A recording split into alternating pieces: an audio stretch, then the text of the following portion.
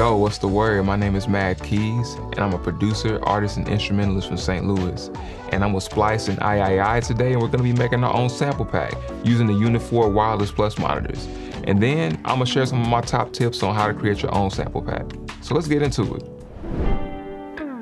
Tip number 1, have a starting point and be organized. Whenever I open up Ableton, I'm greeted with all of my presets and instrument plugins that I normally use and gravitate toward. That way, I'm not spending time looking for instruments, looking for sounds. I already have everything that I need right in front of me. All right, so here is my project file. I have all of my instruments in this instrument group right here. So I have my keys. I have a Stage 73 from Arturia.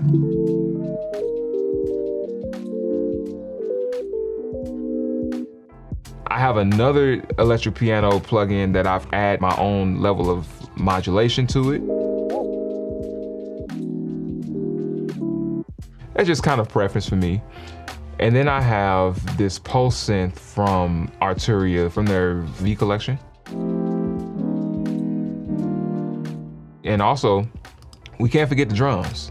I have a drum rack that I've built in Ableton, and we have a bunch of amazing sounds.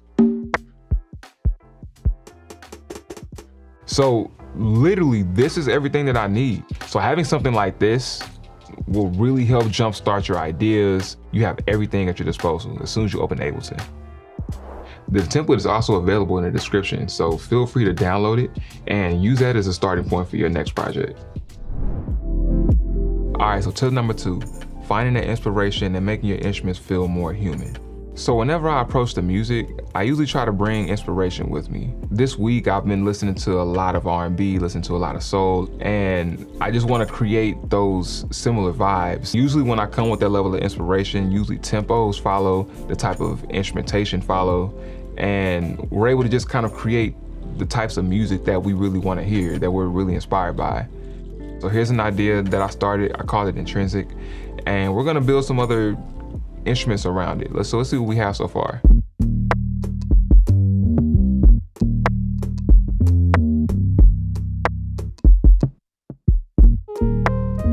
So right now, I already kind of hear, like it's very, very open right now.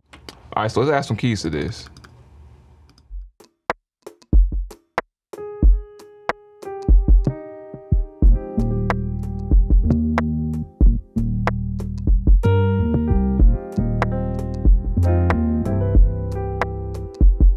Love that, that's fire. All right, so here's what we're gonna do. Let's try to chop this up so we can get that to loop, right? That's what we wanna do. So in the sample pack, we wanna create instruments that loop. We wanna create ideas that loop. So I'm gonna chop this piano up so we can get a nice loop going throughout the song. That's fire. Let's move that little last note, that little last note, let's move that over real quick. I want to chop this right here. This guy right here is pretty cool. It doesn't really move me in at all, so it's all right. We're gonna tape that off. So here's our loop for our piano. So now what we're gonna do, we're gonna duplicate this throughout the rest of the song. And now we have us a loop.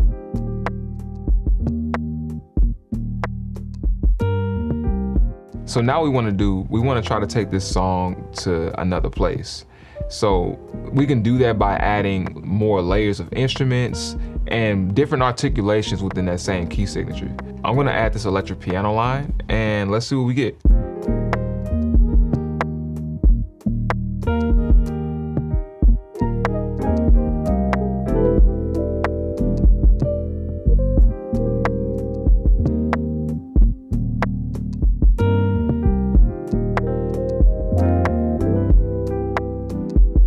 So this is dope. All we had were drums and bass, and we just built around that. And we already have these nice, beautiful chords that we can use for our sample pack. All we did was add keys and electric piano. So a little bit goes a long way when you're creating music and when you're creating your samples for your sample pack.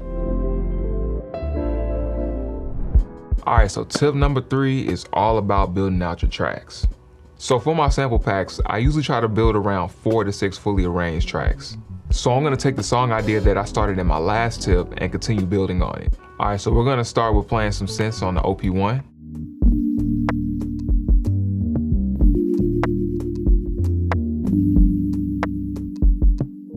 Okay, let's fire. So let's get into that real quick. I want that to come down an octave, so let's do this. Since we have the MIDI note, we'll chop that. Bring this up a little bit so we can see what we're doing. I'm gonna select all of those MIDI notes and bring it down 1 octave. And now what we're gonna do, we're just gonna retract that right there.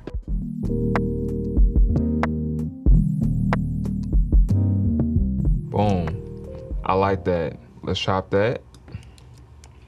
And we're gonna use that throughout the record. All right, so this is fire. We're gonna go into the live room. We're gonna add some keys to this. All right, y'all, we in the studio right now. I'm sitting down with the Yamaha U1. It has these nice felt pads. I think it's gonna add a lot of warmth to this sample pack. One thing that I'm thinking about when I'm making my sample packs, I'm always playing in certain cadences because I think producers can use really cool licks that can definitely be chopped up and be sampled for something completely different.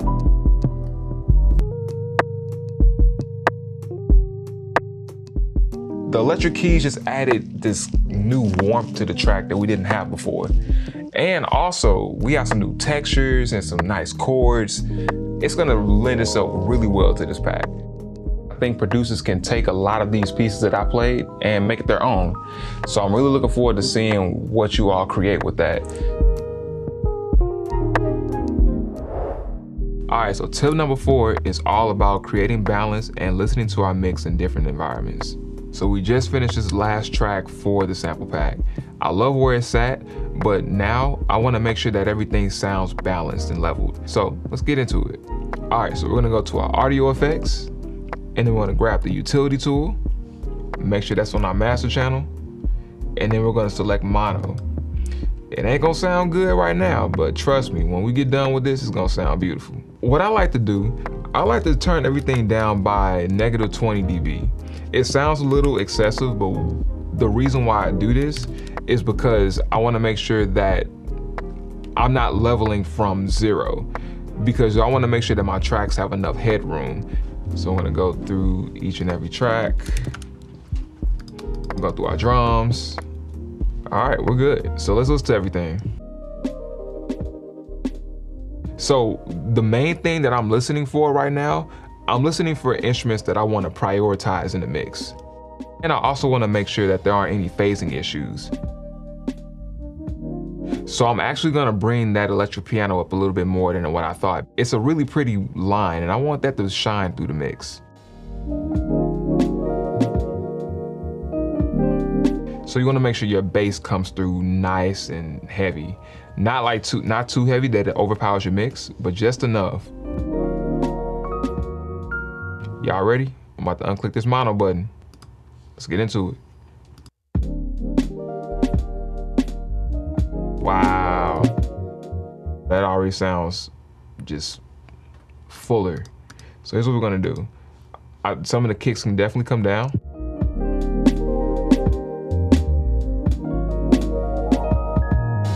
Yeah, that's right where we want it.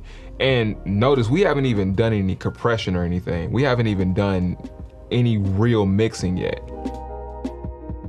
All right, we have a nice balanced mix now. So what I wanna do now, I wanna get my III headphones and monitors, and I'm gonna go listen to this mix in different environments and see what we need to do.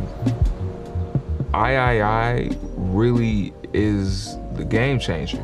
The fact that I don't have to be tethered to my desk at home, I can literally go create music anywhere is amazing. They're lightweight, they connect to almost anything, near 0 latency, and 20 hours of battery life. It doesn't get any better than that.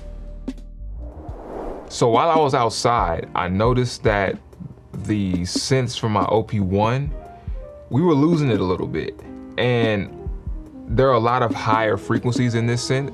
So I'm gonna boost some of those higher frequencies up, along with the volume just a little bit.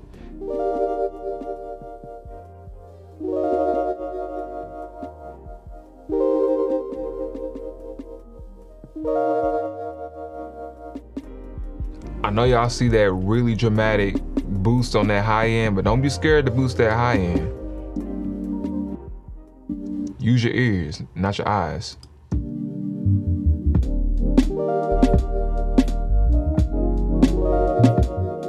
As you can see, it's important to listen to your mix in different environments. Now, I'm not done mixing this yet, but I definitely have a great starting point to really dial into this further.